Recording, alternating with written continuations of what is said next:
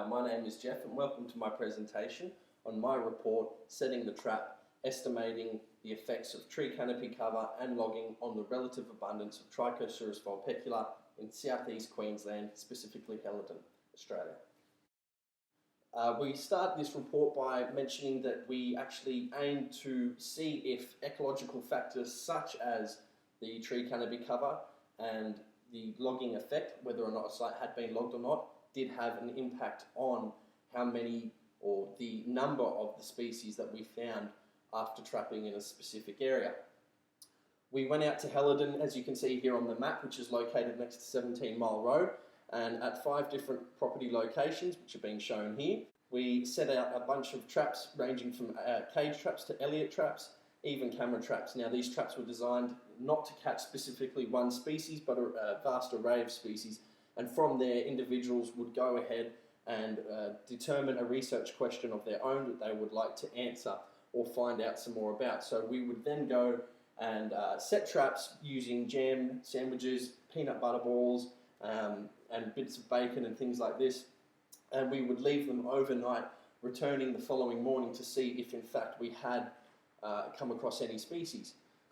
Once we had done this process and we had recorded not only what species we'd caught, but also given a assessment of the ecological factors in the area using the sheet here, so that it was all standardised across the board. We would measure things such as tree canopy cover, shrub cover, the vegetation type, and then we would use this data pitted with other data of the number of events of the species occurring in a trap, and we would try and figure out if there was actually any correlation between the type of ecological factors that are there and the number of species that we had caught. Once I had personally gone through my data, I found that my tree canopy cover gave me a p-value of 0.611 and the logging effect gave me a p-value of 0.206. Now both these unfortunately are rather insignificant. This could have been due to the lack of data that we're able to use properly from this experiment. With the logging effect, it was rather interesting to note that at the 3 properties that didn't actually have any logging occur, they were the 3 properties where we did record having caught Trichosurus vulpecula. So maybe perhaps in future studies we look further at this and try and compile a larger amount of data over a larger amount of time so that we can basically come up with some more accurate results.